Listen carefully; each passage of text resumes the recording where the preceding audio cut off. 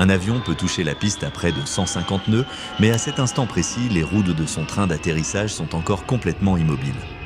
Donc, dès qu'elles entrent en contact avec la piste, elles doivent passer de 0 à plusieurs milliers de tours par minute en une fraction de seconde. Si les freins sont actionnés trop tôt, les roues peuvent se bloquer et les pneus peuvent être détruits presque instantanément.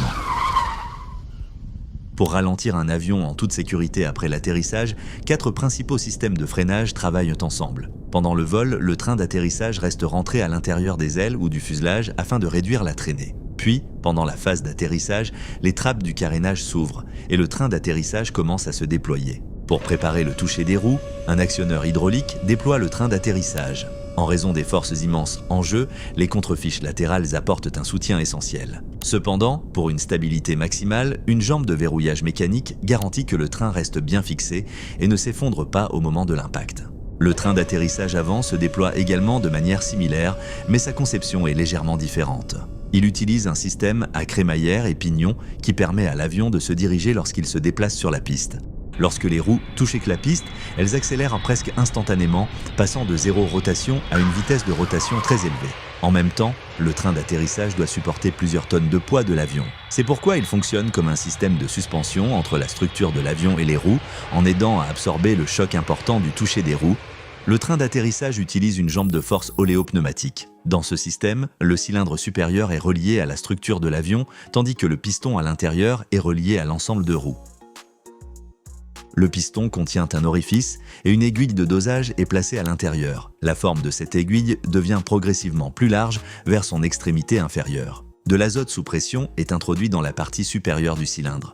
Lors de l'impact à l'atterrissage, le piston se déplace vers le haut et l'huile passe à travers l'orifice pour entrer dans le cylindre, ce qui comprime l'azote. Mais à mesure que le piston monte, l'aiguille de dosage réduit progressivement la taille de l'orifice. Cela permet de contrôler l'écoulement de l'huile et de maintenir la compression de l'azote dans une limite sûre. Une fois que la jambe de force a absorbé le choc soudain, l'azote comprimé repousse le système. Cette pression agit sur l'huile, ce qui pousse le piston à ressortir. Un amortisseur de chimie est également installé à cet endroit. Il contrôle les fortes vibrations et les forces latérales qui peuvent apparaître pendant l'atterrissage, aidant ainsi le train d'atterrissage à rester stable. Une fois que l'avion est sur la piste, la priorité suivante est de le ralentir rapidement et en toute sécurité grâce à un freinage contrôlé. La traînée de l'air aide d'abord à ralentir l'avion, mais elle ne suffit pas à l'arrêter dans la longueur de piste disponible. C'est pourquoi les spoilers sont déployés. Ils augmentent la traînée et permettent aux freins des roues d'être plus efficaces. Les spoilers sont installés sur les ailes. Pendant l'atterrissage, ils réduisent la portance et plaquent l'avion contre la piste. Cela augmente la charge sur le train d'atterrissage principal et aide les freins des roues à fonctionner plus efficacement. Lorsque le pilote appuie sur les pédales de frein, la commande de freinage est transmise aux roues du train d'atterrissage principal par des câbles de commande et des valves. La majeure partie du poids de l'avion repose sur le train principal, c'est donc à cet endroit que les freins de roue sont les plus efficaces. Normalement, le train avant ne possède pas de système de freinage. Un seul ensemble de trains d'atterrissage peut comporter plusieurs paires de roues et des freins à disque sont installés à l'intérieur de chaque roue. Leur principe de fonctionnement de base est similaire à celui des freins de voiture.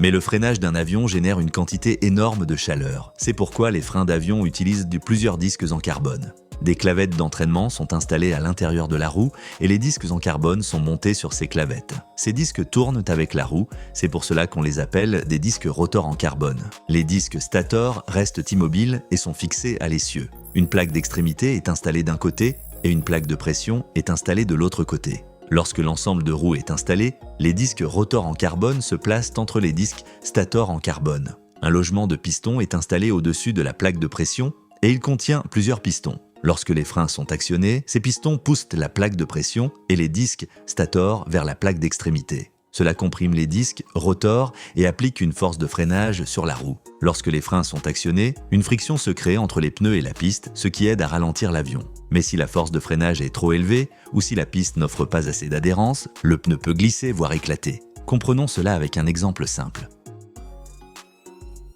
Supposons qu'une roue parcourt normalement 1 mètre en une rotation complète. Mais si la force de freinage devient trop élevée, la roue peut glisser et ne parcourir que 0,9 mètres au lieu du mètre complet. Les 0,1 mètres manquants correspondent au glissement. Lorsque la force de freinage augmente encore, la quantité de glissement augmente elle aussi. Une situation similaire peut aussi se produire lorsque les pneus ne peuvent pas générer suffisamment d'adhérence sur la piste. Dans ce cas, même une faible force de freinage peut faire glisser un pneu, ce qui peut rendre l'avion instable. Pour éviter ce problème, les avions utilisent un système antidérapage. Le pilote ne peut pas surveiller en temps réel l'état exact de glissement de chaque roue, car son objectif principal est d'arrêter l'avion rapidement et en toute sécurité.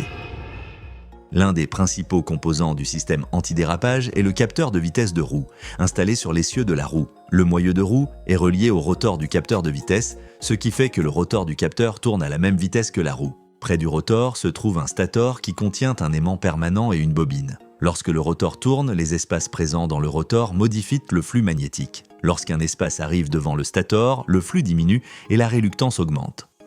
Lorsque cet espace s'éloigne, le flux augmente et la réluctance diminue. Cette variation du flux magnétique crée un signal de fréquence. Plus la roue tourne vite, plus la fréquence devient élevée. Cela signifie que la fréquence du signal représente directement la vitesse de la roue. Ces capteurs sont installés sur toutes les roues freinées et leurs données sont envoyées à l'unité de commande des freins. Cette unité reçoit également la vitesse de référence de l'avion. Par exemple, si l'avion se déplace à 150 nœuds, mais qu'une roue tourne à une vitesse équivalente à 140 nœuds, cela signifie que cette roue glisse et que la force de freinage est trop élevée. Dans cette situation, le système antidérapage réduit automatiquement la force de freinage sur cette roue. Une fois que la vitesse de la roue se rapproche à nouveau de la vitesse de référence de l'avion, la pression de freinage est rétablie. Dans un avion, chaque frein de roue est contrôlé séparément. C'est nécessaire, car si une roue glisse plus que les autres, l'avion peut tirer d'un côté. Pour éviter cela, une protection anti-blocage est utilisée.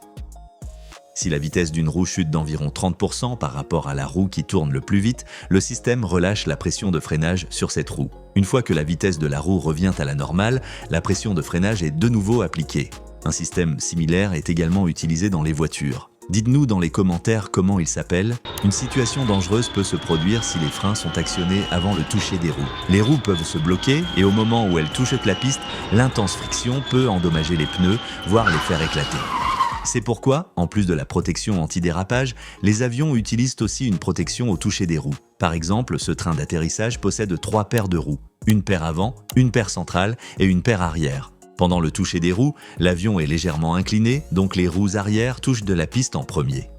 La protection au toucher des roues compare la vitesse de l'avion avec la vitesse des roues. Si l'avion se déplace à 150 nœuds et que la vitesse de la roue est de 0, alors lorsque la différence dépasse 50 nœuds, le système relâche la pression de freinage de cette roue. Lorsque les roues arrière commencent à se rapprocher de leur vitesse de référence, le système désactive également la protection au toucher des roues pour les autres paires de roues, afin que le contrôle du freinage puisse commencer sur elles aussi. Dès que les roues arrière se rapprochent de la vitesse de référence, le système de freinage devient actif sur ces roues. Ce système de freinage est très complexe car la vitesse de chaque roue est contrôlée séparément comparée à la vitesse de référence, puis la pression de freinage est ajustée individuellement. Le contrôle de la pression de freinage est complexe et comme une panne doit toujours être envisagée, les avions n'utilisent pas un seul système hydraulique de freinage, mais plusieurs. Le système hydraulique de freinage normal fonctionne en premier. S'il tombe en panne, des systèmes hydrauliques de secours, comme les systèmes central et gauche, apportent un soutien au freinage. Ces systèmes hydrauliques possèdent leur propre source de pression. La pression passe par des valves de dosage, des valves normales et des valves antidérapage avant d'atteindre finalement les roues. Vient maintenant le 4e système de freinage, appelé inversion de poussée. En vol normal, le moteur pousse l'air vers l'arrière, créant une poussée qui fait avancer l'avion. Mais après l'atterrissage, ce flux d'air peut être redirigé pour aider à ralentir l'avion. Ici, le moteur lui-même ne tourne pas en sens inverse. Seul le flux d'air est redirigé. Un ensemble d'inverseurs de poussée est installé dans la partie arrière du moteur et il comprend des capots mobiles. Après l'atterrissage, lorsque le capot extérieur recule, le flux d'air qui sort normalement vers l'arrière est bloqué puis redirigé vers les côtés et vers l'avant. Cela crée une poussée inverse qui aide à ralentir l'avion plus rapidement. Votre soutien compte beaucoup pour nous. Nous créons des animations d'ingénierie originales avec une petite équipe et vous pouvez soutenir notre travail en vous abonnant à la chaîne. Pour découvrir d'autres vidéos d'ingénierie détaillées comme celle-ci, pensez à vous abonner. Merci.